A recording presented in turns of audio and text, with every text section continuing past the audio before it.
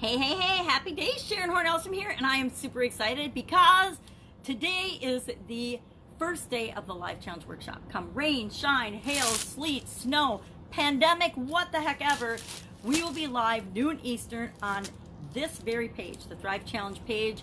If you have not gotten your workbook yet, I need you to go, or you need to go and download your workbook. The link will be in the comments below where you can go get that and be ready to go right at noon Eastern, right here, and it's available. If you haven't gotten it yet, get your workbook and download it, because you're going to want that to follow along and go along through the challenge.